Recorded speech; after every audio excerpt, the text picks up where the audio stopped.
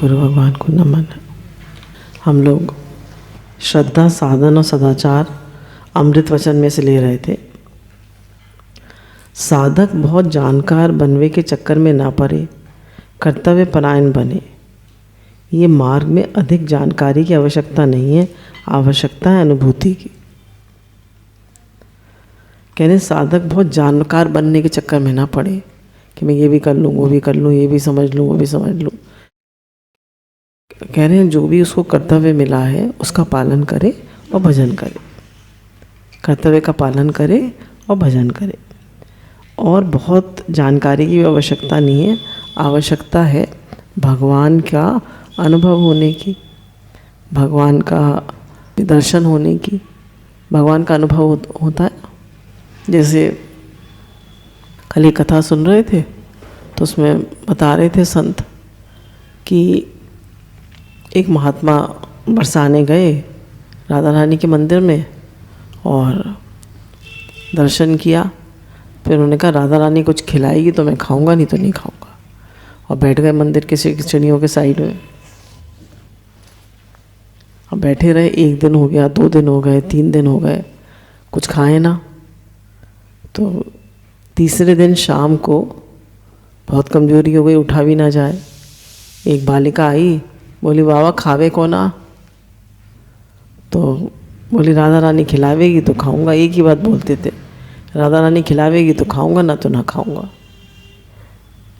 तो उन्होंने कहा कि बाबा खा ले, काहे ना खाए, खा ले।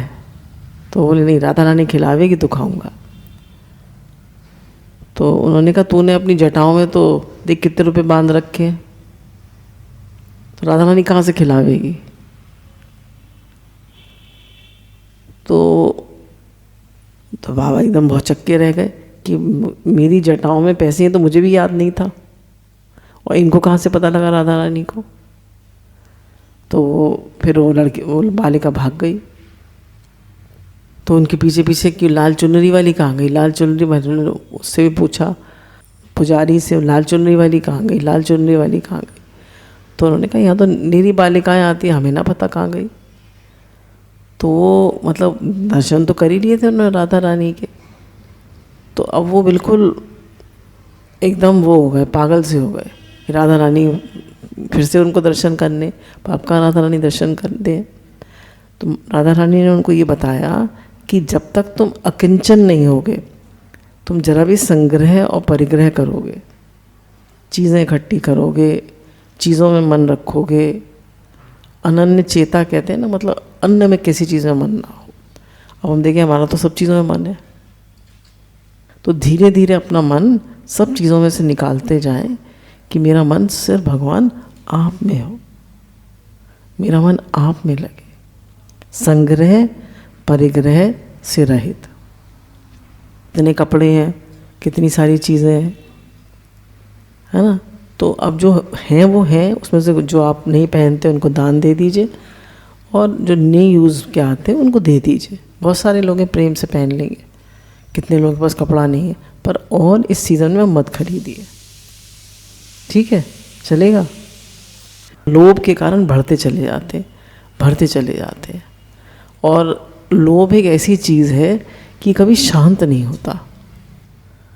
जैसे आपने 4 नए कपड़े खरीदे तो आपको वो 4 ही दिखेंगे कि बस यही 4 है मेरे पास, और नए और तो है ही नहीं, बस वही दिखेंगे, कहेंगे वो तो और है ही नहीं, वही 4 नज़र आएंगे।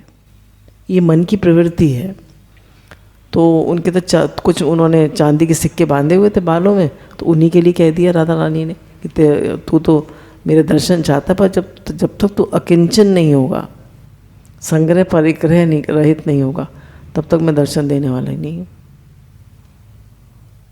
तो कम से कम अब जैसे त्याग से भगवान जो है त्यागी को मिलते हैं, संग्रह परिग्रह वाले को नहीं मिलते।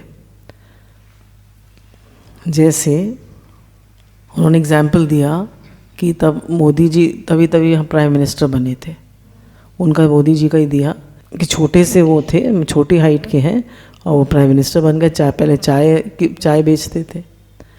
तो उनका कैसे बने? बोले जब वो चीफ मिनिस्टर रहे 15 साल, तो जो उन्होंने 20 लाख रुपए अपनी गाड़ी कमाई के इकट्ठे किए थे वो भी वो वहीं छोड़ा है, और एक भी चीज़ लेके नहीं आए, बस जो एक आध उनकी मेन अपनी पर्सनल चीज़ों बस अपने रसोइया साथ लाए। ये बहुत सिंपल खाते हैं और कुछ भी संग्रह परिग्रह नहीं है उनके पास। और बोले जो 20 लाख थे वो भी दान कर दिए, और उनकी माँ ने उनको 100 रुपये दिए जब जा रहे थे, ले बेटा ये ले जा। उनके लिए 100 रुपये ही बहुत थे माँ के लिए। तो बोले वही 100 रुपये वो लेकर प्राइम मिनिस्टर की पोस्ट पर आए। तो मतलब उन्होंने कहा उनके जीवन में इतना भारी त्याग है, इतना भारी त्याग है, इसीलिए कोई उनके अगेंस्ट खड़ा नहीं हो पाता है। उनका जैसे जैसे आपके जीवन में संग्रह परिग्रह कम होता जाएगा, त्याग आता जाएगा और आप भक्त होते जाएंगे। का एक भक्त में इतनी ताकत है कि वो पूरे देश को रिफॉर्म कर सकता है। हम अपने को ही रिफॉर्म कर ले अपने को। तो उनका भक्त की बड़ी भारी कीमत है, बड़ी भारी मतलब उसकी वैल्यू है। भक्त बने, बोले भक्त के रहने मात्र से पूरा देश पवित्र हो जाता है, पूरा वातावरण पवित्र हो जाता है। वो तो पवित्र होता ही है। भक्त बने। भक्त में क्या, भक्त मेन क्या है? संग्रह नहीं करता, परिग्रह नहीं करता, उनका कोई इच्छा नहीं रखता। भक्त किसी से भी कोई कामना नहीं है उसे, किसी भी चीज़ की। वो अपने बस उस मैं और मेरे भगवान, संतुष्ट है, तृप्त है अपने आप में। तो जैसे जैसे संतुष्टि आती जाएगी, तृप्ति आती जाएगी और संग्रह परिग्रह त्याग आता जाएगा जीवन में, तो भगवान से प्रेम बढ़ेगा। भगवान से प्रेम बढ़ेगा। उनका हमारे पास तो कुछ भी नहीं था और गवर्नमेंट भी हमारे अगेंस्ट थी, फिर भी कोई हमें जीत नहीं सका। क्यों? हम किसी से कुछ मांगते नहीं है, हमारे पास कोई संग्रह परिग्रह है नहीं है। जो धन आता है वो सबके हित में खर्च हो जाता है इनका। तो और दूसरी एक बहुत इंपॉर्टेंट बात बताइए, मैंने कहा जीव का आश्रय कभी मत लो, भगवान का आश्रय लो। जैसे किसी को कोई तकलीफ़ हो जाती है तो अब वो जीव का आश्रय लेता है कि वो कराएगा, वो कराएगा। तो जीव का आश्रय मत लो, भगवान का आश्रय लो। बोले जैसे यमुना जी का प्रोजेक्ट था कि भाई हम लोग यमुना जी को सफाई कराएं। तो जब मोदी जी प्राइम मिनिस्टर बने तो उन्होंने कहा, लोगों ने कहा हेमा मालिनी से कहकर आप मोदी जी से मिलिए। तो उन्होंने कहा मैं किसी जीव का आश्रय नहीं लेता। क्या मोदी जी भगवान से बड़े? उन्होंने कहा सबसे बड़े भगवान है। तो किसी जीव का आश्रय मत लो, भगवान का आश्रय लो। किसी जीव की तरफ मत देखो, भगवान की तरफ देखो। किसी से कुछ मत कहो, भगवान की तरफ देखो। भगवान कराएंगे। आज दिन तक भगवान नहीं तो कराया, किसने कराया? जब अम्मा जी का शरीर अस्वस्थ होता था तो हम लोग बैठे रहते थे, इधर से भी भगवान जी भी बैठे रहते थे। तो वो कहते थे हम लोगों से, देखो तुम लोग बैठे हो, सेवा तो कर रहे हो, पर तो मेरा कष्ट तो दूर नहीं कर सकते। कष्ट तो मुझे ही भोगना पड़ेगा। हालांकि उनको पक्का रहता था कि शरीर में है, मुझ में नहीं है, पर कहते नहीं थे ज़्यादा, पर कभी कभी कहते थे कि भाई देखो कष्ट तो तुम लोग नहीं ले सकते मेरा। तो होम्योपैथिक दवाएं भी नहीं थी हमारे पास, कुछ नहीं था, हम लोग जानते भी नहीं थे। बस थोड़ी बहुत बायोकेमिक दवा ये दे दिया करते थे। पर होम्योपैथी के बारे में वशिष्ठ जी, ये सब डॉक्टर पॉल वगैरह सब बाद में आए। तो कहने का क्या मतलब है, अम्मा जी किसकी तरफ देखते थे? भगवान की तरफ देखते थे। वो अपने निश्चय में रहते थे। तो कहने का क्या मतलब है कि भगवान की तरफ देखें, किसी जीव की तरफ ना देखें। किसी व्यक्ति, बेटा बेटी ये कराएगा वो कराएगा, बनता तो कोई ना कोई निमित्त है, पर आप कहिए भगवान से कि भगवान आप है ना मेरे, मुझे किसी की तरफ देखने की क्या ज़रूरत है? मैं क्यों परेशान होती हूँ? मैं क्यों किसी की तरफ देखती हूँ? ये नहीं सुनता, वो नहीं सुनता, ये नहीं करता, वो नहीं करता। अरे आप जो बात है भगवान से कह दीजिए, भगवान अपने आप कराएंगे, किसी न किसी को निमित्त बना देंगे। उपासना को अर्थ है इष्ट के निरंतर सन्निकट बने रहना।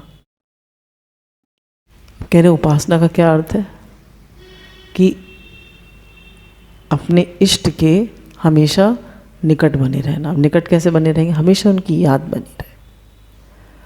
का आपने करोड़ों कर्म करे, आज सुन रहे थे कि अगर जीव जो है, जीव कह लीजिए या हम लोग कह लीजिए या कोई भी, जब भगवान का आश्रय ले लेता है और भगवान को याद रखता है, भगवान का आश्रय लेगा तो भगवान को याद भी रखेगा, तो आश्रय ले लेता है तो उसकी भगवान रक्षा करते हैं, भले वो पापी से पापी भी हो।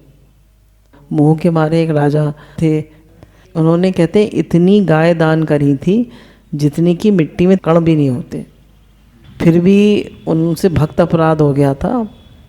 भक्त अपराध क्या हुआ था कि जो गाय इन्होंने दान दी थी वो इनके खेमे में वापस आ गई लौट करके, वही गाय कैसे नहीं, तो उसने श्राप दे दिया इन्हें। तो उन ब्राह्मण ने इन्हें श्राप दे दिया, तो ये 1 लाख साल गिरगिट बने।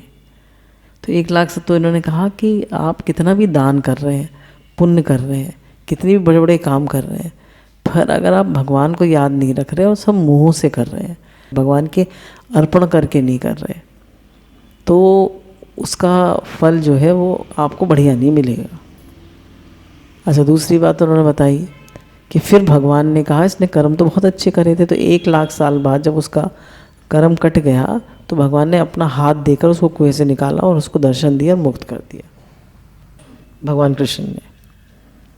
तो कहने का क्या मतलब है कि हर कर्म भगवान को याद करके करें, हर कर्म भगवान को अर्पण करके करें, कोई कर्म अहंकार से ना करें।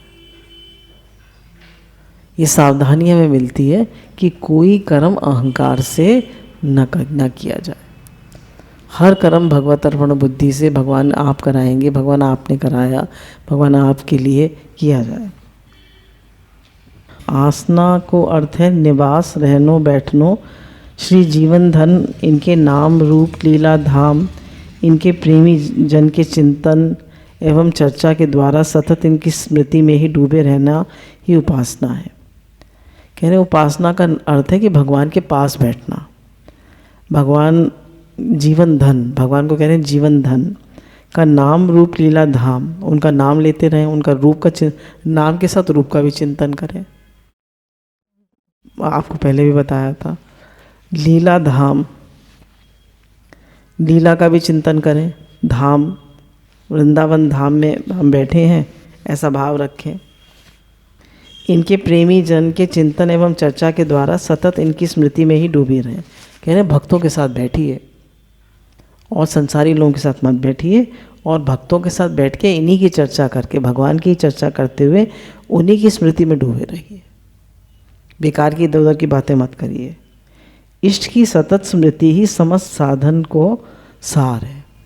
कह रहे भगवान को हर समय याद रखना ही समस्त साधन का सार है। हर समय भगवान याद रहे, हर समय हर समय। कलयुग मोह का मारा है। गीता भी भगवान ने क्यों बताई द्वापर में कि मोह का प्रसंग आएगा।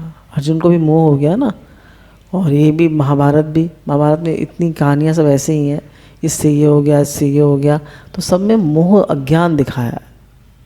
मोह तो कह रहे खास कलयुग में जो वो होगा वो काम क्रोध लोभ मोह खास होगा। आप देखिए हम लोगों में भी कितना मोह होता है, कितनी आसक्ति होती है। तो बोले आसक्ति रख कर आप भगवान से की भी उपासना कर रहे हैं, नाम भी कर रहे हैं, तो उसका लाभ नहीं होगा। तो ध्यान दीजिए इस बात पर, अपने मन पे ध्यान दीजिए कि मेरे तो गिरधर गोपाल, दूसरों ना कोई, है ना। तो दूसरे का आश्रय भी तो लेकर बैठे हैं ना। मेरा बेटा, सबसे ज़्यादा क्या होता है माता पिता को, मेरा बेटा। अरे बेटा है ठीक है, अच्छा है ठीक है, पर तुम अपना भजन करो। अब कहते मेरा कोई नहीं है, तो भगवान के हैं सब, मुझे इनका कोई आश्रय नहीं है, मुझे तो भगवान का आश्रय है। मुझे किसी जीव का आश्रय नहीं है, मुझे तो भगवान का आश्रय है। अंदर में ये बार बार पक्का करिए। यदि साधक की ये दृढ़ आकांक्षा है कि यही जीवन में श्री भगवत प्रेम प्राप्त करना है, तो इन 5 बातों में पूर्णता प्राप्त करनी पड़ेंगी। श्री सद्गुरु भगवान में पूर्ण श्रद्धा। कह रहे हैं अगर आपको ये है कि इसी जीवन में मुझे भगवान को प्राप्त करना है, भगवान के प्रेम को, तो इन 5 बातों का खास ध्यान रखिए। सद्गुरु में कि भगवान में पूर्ण श्रद्धा, पूर्ण पवित्रतम जीवन, हमारा जीवन पूरा पवित्र हो, मन पवित्र हो, अंतःकरण की भली भांति पवित्रता का है ना गीता में भगवान ने, कह रहे जीवन पूर्ण पवित्र हो। श्री सद्गुरु प्रदत्त साधन में पूर्ण तत्परता, जीवन में एक भी चोरी ठगी बेईमानी झूठ गलत भाव मोह आसक्ति सब कुछ नहीं, पवित्र जीवन बिल्कुल। श्री सद्गुरु प्रदत्त साधन में पूर्ण तत्परता, जो सद्गुरु साधन बता रहे हैं, हमें क्या बता रहे हैं सद्गुरु साधन? नाम जप। नाम जप में पूरी तत्परता, जरा भी आलस नहीं, जरा भी ढील ढाल नहीं। संसार से पूर्ण वैराग, संसार से पूरा वैराग, कुछ नहीं मिलेगा यहाँ, कोई सुख नहीं है संसार में। सुख है तो परमात्मा में है, संसार में कोई सुख नहीं है। तो अपना पूरा मन 100% भगवान में लगावे, अंदर में पक्का करे कि मुझे गुरु मिल गए, इतना सुंदर जीवन मिल गया है, अब ये जीवन में ना मुझे भगवान को अर्पण करना है, मुझे कहीं और मन नहीं लगाना है। भगवत प्रेम प्राप्ति की उत्कट लालसा, और भगवान के लिए तड़प हो जाए, रोना आए कि भगवान आपसे प्रेम कैसे बढ़े, आप कैसे मिले, मेरा मन आप में कैसे लगे, मुझे आपके लिए तड़प कैसे हो। एक व्याकुलता, हम जैसे खाने पीने में अपने संतुष्ट हो जाते हैं, खा पी के संतुष्ट हो जाते हैं, तृप्त हो जाते हैं, कह रहे तृप्ति मत लाइए, एक बेचैनी रहे कि भगवान से प्रेम कैसे बढ़े। कहते रहिए हे नाथ मैं आपको भूलूं नहीं, हे नाथ मैं आपका हूँ आप मेरे हैं, मेरा जीवन आपके लिए हो। यदि इनमें से काहू बात में कमी रहेगी तो बाकी पूर्ति के लिए अन्य जन्म लेना पड़ेगा। कह रहे हैं 5 बातों में सद्गुरु में पूर्ण श्रद्धा, पवित्रतम जीवन, नाम जप, संसार में पूर्ण वैराग, श्री भगवत प्रेम प्राप्ति की उत्कट अभिलाषा। कह रहे हैं अगर इसमें कमी रहेगी तो फिर जीवन लेना पड़ेगा, जन्म लेना पड़ेगा। पूरे लगन से, पूरे मन से, पूरे हृदय से भगवान को ही चाहें, उनसे ही प्रार्थना करें और उनके लिए ही एक अंदर में तड़प हो, और सद्गुरु में पूर्ण श्रद्धा रखें, उनके वचनों में पूर्ण श्रद्धा रखें। गुरु भगवान की शुक्राना।